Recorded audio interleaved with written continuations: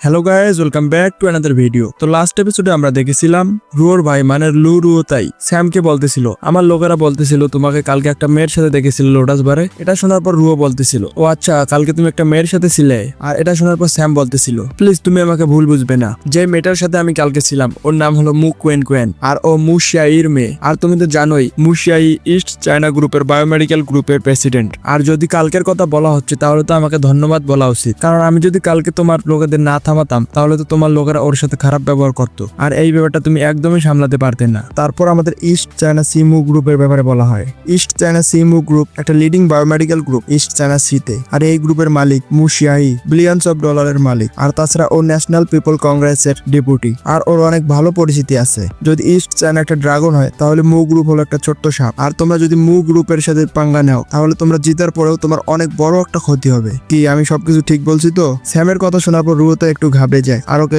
ধন্যবাদ বলে। নিজের ছোট ভাইকে স্যাটিসফাইড দেখে রুয়ো মনে মনে ভাবতেছিল, আমি এটা কখনোই এক্সপেক্ট করতে পারিনি যে আমার ছোট ভাই যে দুনিয়ার কাউকে ভয় পায় না ও এত তাড়াতাড়ি স্যামের কিছু কথার মাধ্যমে স্যাটিসফাইড হয়ে যাবে। তারপর রুয়ো ওই দুইজনকেই বলে, এখন তোমরা ফালতু কথা বলা বন্ধ করো, আমরা দুইজন এখানে অন্য একটা কাজের জন্য এসেছিলাম। রুয়ো বলতেছিল, উপরের বড় কোনো একজন লোক আমাদের এই ক্লাবকে ধ্বংস করতে চাচ্ছে। এই কথা শোনার পর রুয়োতাই আর ওর গ্যাংয়ের লোকেরা অবাক হয়ে যায়। আর তারপর রুয়োতাই বলতেছিল, এটা কখনোই সম্ভব না, আমি সব দিকেই তো নজর রেখেছি, যদি এমন কোনো খবর হতো তাহলে আমি অবশ্যই জানতে পারতাম। স্যাম রুয়োতাইকে বলে, তোমাদের ওই লোকেদের ব্ল্যাকমেল করা একদমই উচিত হয়নি। তুমি যদি ওদের ব্ল্যাকমেল না করতে তাহলে তোমার শি হিউয়ের রিলেশন অনেক তাড়াতাড়ি শেষ হয়ে যেত। শি হিউয়ের কথা শোনার পর রুয়ো অনেক রেগে যায় আর ওর ভাইকে বলতেছিল, তুমি কি ওর সাথে এখনো টাচে আছো? তুমি কি ওর সাথে এখনো কথা বলো? আমি তোমাকে কতবার বলবো ও ভালো লোক নয়। নিজের বোনকে এতটা রেগে যেতে দেখে রুয়োতাই অনেকটা ভয় পেয়ে যায় আর বলতেছিল, প্লিজ আপনি একটু শান্ত হন, আমি আপনাকে বুঝিয়ে বলতেছি ব্যাপারটা। আর তখনই স্যাম মাঝে বলতেছিল, তোমার বোন একদম ঠিক কথাই বলতেছে, রুয়োতাই একদম ভালো লোক নয়। এইবার ও তোমাকে বেঁচে দিয়েছে আর ও ব্ল্যাকমেলিং আইডিয়াটার ব্লেম তোমার উপর তুলে দিয়েছে। ও সবাইকে বলে দিয়েছে যে ব্ল্যাকমেল করার আইডিয়াটা তোমারই ছিল। এটা শোনার পর রুয়োতাই একটু ঘাবড়ে যায় আর বলতেছিল, আমার বোনও তো শিয়ের সাথে আমার বিজনেসের ব্যাপারে জানতো না, তাহলে তুমি এই ব্যাপারে কিভাবে জানলে? তোমাকে কে বলেছে এটা? স্যাম ওর কথা শোনার পর রুয়োর একটু কাছে আসে আর বলে, এটা তোমাকে বলার আমার কোনো প্রয়োজন নেই, আমি এখানে আছি শুধুমাত্র তোমার বোনের জন্য, তোমার জন্য নয়। আমি তোমাকে হেল্প এই জন্যই করতেছি, তুমি শুধু এর ছোট ভাই তাই, কারণ তোমার যদি কিছু হয়ে যায় তাহলে রুয়ো অনেক মন খারাপ করবে আর এটা আমি একদমই চাই না, আর এই জন্যই আমি তোমাকে সাহায্য করতেছি। এটা শোনার পর রুয়োতাই অনেক রেগে যায় আর রুয়োতাই স্যামকে আঙুল দেখিয়ে বলতেছিল, তুমি যদি আমার সাথে ভালোভাবে ব্যবহার না করো তাহলে তুমি এখানে জীবিত বাড়ি যেতে পারবে না। নিজের ভাইকে এতটা রেগে যেতে দেখে রুয়ো একটু কাছে আসে আর বলে, প্রথমে তো তুমি শান্ত হও আর ওকে ওর পুরো কথাটা শেষ করতে দাও। রুয়োতাই ওর কথা শোনার পর বলতেছিল, সিস্টার আমি জানি না ও তোমাকে কিভাবে মিথ্যা কথা বলে বলে ফাঁসিয়েছে, কিন্তু আমি এই মিথ্যাবাদীর উপর একদম ভরসা করতে পারি না যে নিজে ঠিকমতো কথা বলতেও পারে না। তারপর স্যাম রুয়োতাইকে বলতেছিল,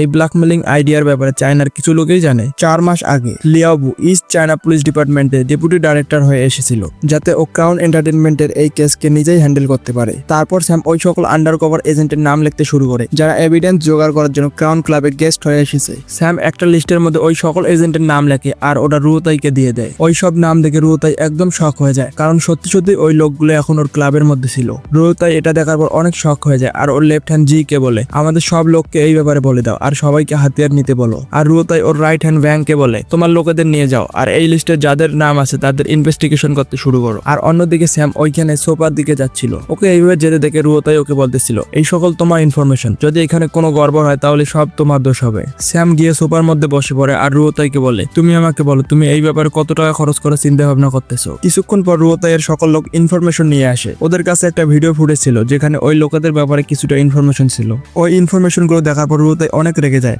আর ওই ক্যামেরাটা ছুঁড়ে ফেলে দেয়। আর ও বলতেছিল, এই লিস্টের মধ্যে যাদের নাম আছে ওদের সবাইকে ধরে ফেলো, আমি নিজেও ভাবতে পারছি না যে আমাদের সাথে এমনটা হচ্ছে। রুয়োতাই কি এতটা রেগে যেতে দেখে আর এমনটা বলতে দেখে স্যাম ওকে বলে, তুমি ওদের ধরতে পারবে না, এই এজেন্ট গুলোর মধ্যে যদি একজনও গায়েব হয়ে যায় তাহলে পুলিশ তোমাকে একদমই ছাড়বে না। ওদের কাছে তোমার বিরুদ্ধে আর এই ক্যাসিনোর বিরুদ্ধে অনেকগুলো প্রমাণ আছে, তাই তোমাকে অনেক সাবধানে থাকতে হবে। রুয়োতাই রাগের মাথায় স্যামকে বলে, তা তুমি কি চাও, আমি কি করব? রুয়োতাইকে এইভাবে দেখার পর স্যাম বলে, তুমি কি চাও এইভাবে সবকিছু সমাধান করতে?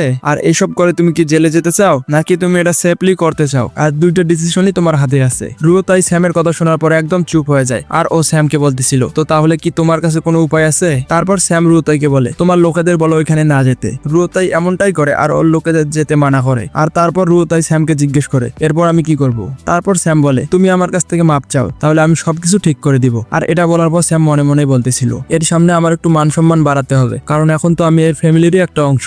এ যদি আমাকে সম্মান না দেয় পারে তাহলে তো এটা হবে না। স্যামের কথা শোনার পর রুও তাই অনেক ঘাবড়াচ্ছিল, আর তখনই রুও স্যামকে বলতেছিল তুমি এসব কি করতেছো, তুমি ওকে অবশ্যই সাহায্য করবে কারণ আমরা তো ফ্যামিলি, তাই না? আর এটা শোনার পর স্যাম বলতেছিল ও আমাকে ফ্যামিলি মনে করে না, তাই আমি ওর সাথে এরকম ভাবে কথা বলতেছি। আর এটা শোনার পর রুও তাই বলতেছিল তুমি কোন ব্যাপারে কথা বলতেছো, আমি তো তোমাকে ফ্যামিলি মনে করি। রুও তাইয়ের কথা শোনার পর স্যাম হাসতে শুরু করে, আর তারপর রুও তাই ওর সামনে আসে আর ওকে বলতেছিল আমি ভয় পেয়েছিলাম যে তুমি আমার বোনকে ধোকা দিবে, আর তাই আমি তোমাকে এইসব বলেছিলাম, প্লিজ আমাকে ক্ষমা করে দিও। স্যাম রুও তাইয়ের কথা শোনার পর বলে আমি জানি না তুমি সত্যি কথা বলতেছো নাকি মিথ্যা কথা বলতেছো, কিন্তু আমি শুধুমাত্র তোমার বোনের দিকে দেখে তোমাকে একটা আইডিয়া দিব। সর্বপ্রথম শিহুকে তোমাকে মারতে হবে কারণ ও অনেক কিছুই জেনে ফেলেছে, আর ও এসব জানলে তোমার অনেক ক্ষতি হবে, আর ও যতক্ষণ পর্যন্ত বেঁচে থাকবে এখানে কিছুই কাজ করবে না। শিহু অনেকবার ওর ভিলা চিত্রার মধ্যে যায় যেটা ছিল লোটাস পন্ড ম্যানরে, ওইখানে গিয়ে ও ড্রাগস ইউজ করে আর বিভিন্ন ধরনের অপকর্ম করে। যদি তুমি ওর ড্রাগসের ডোজ বাড়িয়ে দাও তাহলে ও ড্রাগস ওভারডোজ হওয়ার কারণে মরে যাবে, আর কেউ তোমাকে সন্দেহ করবে না। স্যামের কথা শোনার পর রুও তাই অনেক কনভিন্স হয়ে গেছিল,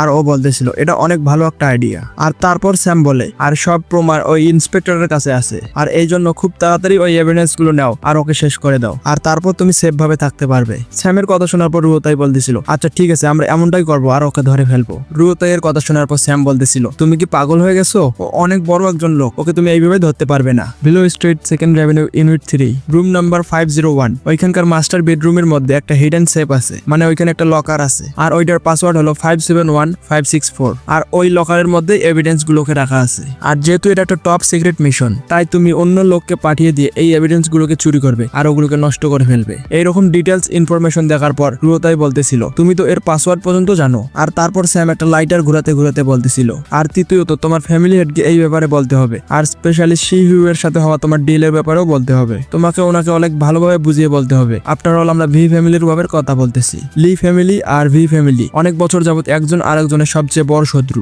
এই দুই ফ্যামিলি একবার অনেক বড় একটা ওয়ার করেছিল, আর এই ওয়ারের কারণে এই দুই ফ্যামিলির অনেকগুলো মাস্টারকে জেলে যেতে হয়েছিল। লি ফ্যামিলি আর ভি ফ্যামিলির ফাইটের মধ্যে ভি ফ্যামিলি সবসময় একটা ফায়দার মধ্যে ছিল, আর এই জন্য মাস্টার লিডিং ফ্যামিলির সাথে ফোর্সের মধ্যে জয়েন করতে চেয়েছিল যাতে ও ভি ফ্যামিলির সাথে লড়তে পারে, কিন্তু তোমার এই ভুলের কারণে যেহেতু ওদের একটা সুযোগ এসে গেছে তাহলে ওরা অবশ্যই এই সুযোগকে কাজে লাগাবে লি ফ্যামিলির সাথে লড়াই করার জন্য। যখন প্রবলেম সলভ হয়ে যাবে তখন অনেক বড় একটা সমস্যা থেকে যাবে, আর এই জন্যই ফ্যামিলি হেডকে এই ব্যাপারটা জানানো অনেক গুরুত্বপূর্ণ। তারপর রুও তাই বলে আমি অবশ্যই হেডের সাথে এই ব্যাপারে কথা বলবো। আর তারপর স্যাম রুও তাইকে বলে আর তাছাড়াও তুমি আরো একটা কাজ করবে, ক্রাউন ক্লাবের মধ্যে আগুন লাগিয়ে দিবে। এটা শোনার পর রুও তাই অবাক হয়ে যায়। স্যাম ওকে বলতেছিল তোমাকে বড় কোনো আগুন লাগাতে হবে না, এটা ছোটখাটো আগুন লাগাবে, এমন একটা আগুন লাগাবে যাতে নিউজের মধ্যে এটা চলে আসে, আর তুমি এটার মাধ্যমে ক্লাবকে বন্ধ করতে পারো, আর এই আগুন লাগার কারণে তোমাকে কেউ কোনো প্রশ্ন করবে না, আর তারপর তুমি এই ক্লাবকে রিডেকোরেট করতে পারবে, আর তারপর কেউ তোমাকে সন্দেহও করবে না। আর তুমি যদি এই 4টা কাজ করতে পারো তাহলে আমি 100% গ্যারান্টি দিব কেউ তোমার কিছু করতে পারবে না। স্যামের এইসব কথা বলার পর রুও ওর ভাইয়ের কান ধরে ফেলে আর বলে তুমি কি বুঝতে পারছো ও কি বলেছে?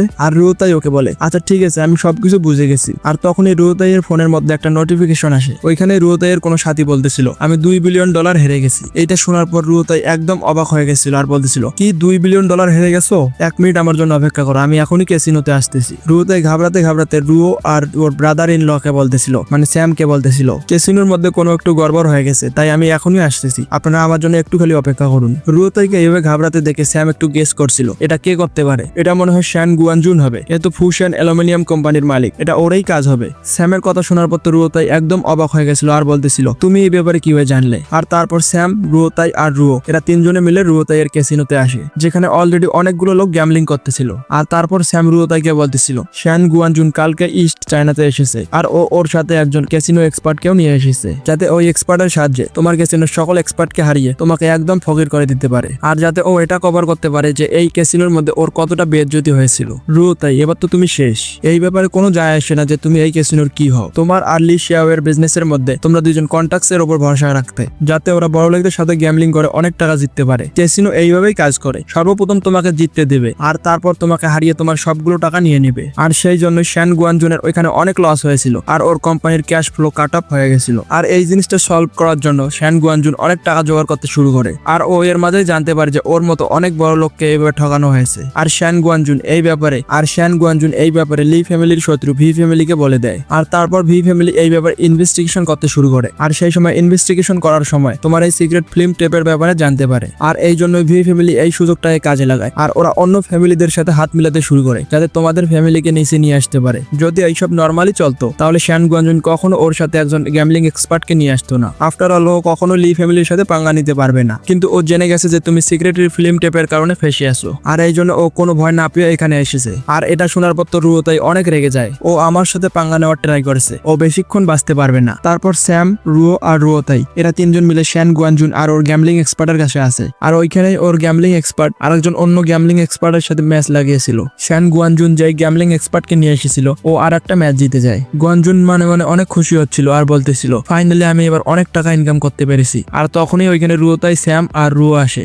রুয়োতাই শ্যান গুয়ানজুনকে বলতেছিল আজ তো তুমি অনেক বড় একটা হাত মেরেছো শ্যান গুয়ানজুন। শ্যান গুয়ানজুন তারপরে পেছনে দেখে আর ও দেখতে পায় রুয়োতাই ওখানে আসছিল। আর ও রুয়োতাইকে বলতেছিল এটা একদম খারাপ নয়, আমি আজকে অনেক টাকা জিতেছি মিস্টার লি, আপনার তো এই ব্যাপারে কোনো সমস্যা নাই তাই না? তারপর রুয়োতাই বলতেছিল এখানে তো অনেক কম টাকা, এটা লু ফ্যামিলির কাছে কিছুই না। তারপর শ্যান গুয়ানজুন ওকে বলতেছিল কিন্তু ক্রাউন ক্লাবের যতগুলো এক্সপার্ট আছে তারা আমার বিপক্ষে খেলেছে, কিন্তু সবাই ওরা হেরে গেছে। দেখে মনে হচ্ছে আপনার পেছনেও অনেক বড় একটা ট্যালেন্ট লুকিয়ে আছে। এটা শোনার পর স্যাম বলতেছিল কই, আমার তো এমনটা মনে হয় না। শ্যান গুয়ানজুন, আমার সাথে দুইটা গেম খেলার ব্যাপারে তুমি কি ভাবতেছো? ওর কথা শোনার পর শ্যান গুয়ানজুন বলতেছিল এখানে একটা ইয়াংস্টার কি করতেছে মিস্টার লি, আপনার কি মাথা খারাপ হয়ে গেছে নাকি? আপনি আজকে আমার বিরুদ্ধে $200 মিলিয়ন হেরে গেছেন, তো তারপরেও আপনি আমার সাথে খেলতে যাচ্ছেন, সত্যি এটা অনেক লজ্জার ব্যাপার। আর তারপর শ্যান গুয়ানজুন হাসতে শুরু করে। আর এটা দেখে স্যাম কিছুই বলে না। আর রুয়োতাই ওর বোনকে জিজ্ঞেস করতেছিল আপু এখানে কি চলতেছে, দুলাভাই কি গ্যামলিং প্রফেশনাল নাকি? আর তারপর রুয়ো বলতেছিল এই ব্যাপারে তো আমি কিছুই জানি না। স্যামের অপোনেন্টে যে গ্যামলিং মাস্টার ছিল ও বলতেছিল গ্যামলিং মাস্টাররা অপোনেন্টের মাইন্ড রিড করা দিয়ে অনেক পারদর্শী,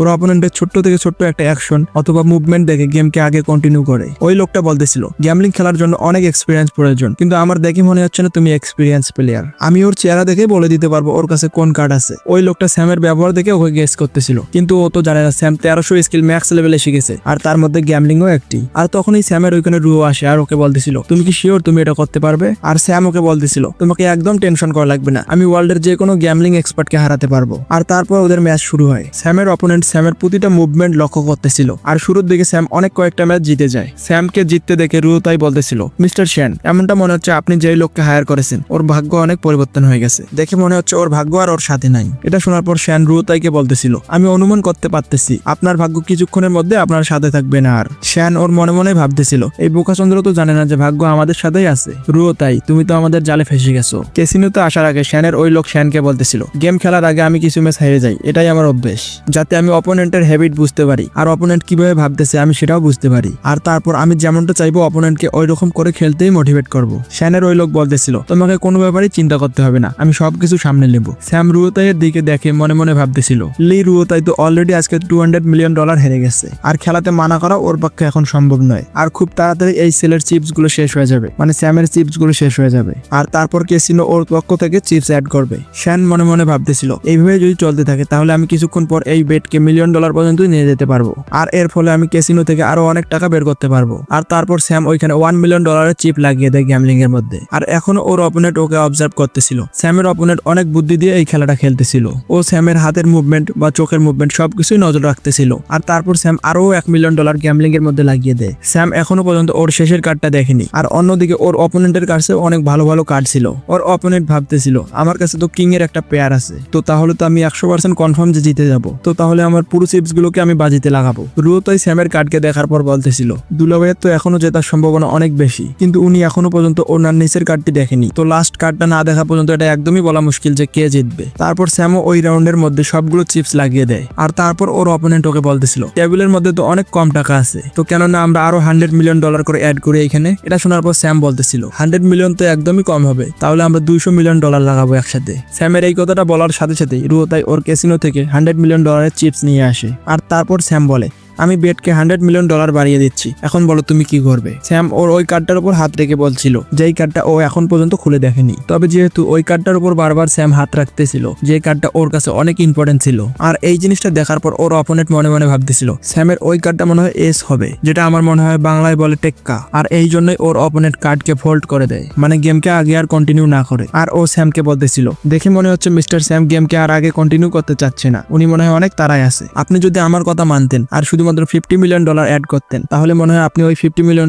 জিতে যেতেন। আর এটা শোনার পর রুয়ো বলতেছিল তোমার সর্বশেষ কার্ড একটা এস ছিল। আর তারপর স্যাম বলে না তোমরা ভুল ভাবতেছো, আমার সর্বশেষ কার্ড ছিল হার্টসের 2। এটা দেখার পর স্যামের অপোনেন্ট অনেক রেগে যায় আর বলতেছিল তুমি আমাকে ধোকা দিয়েছো। আর এটা শোনার পর স্যাম বলতেছিল তুমি বেটকে আর আগে বাড়াওনি, তাহলে এখানে আমার দোষ কি? স্যামের এই ব্যবহার দেখার পর অপোনেন্ট বলতেছিল এখন আমি তোমার আরেকটা হ্যাবিট সম্পর্কে জেনে গেছি। তো এই ভিডিওতে এতটুকুই, দেখা হবে পরবর্তী ভিডিওতে। ভিডিও ভালো লাগলে ভিডিওকে লাইক করে চ্যানেলকে সাবস্ক্রাইব করে দিও। Thank you.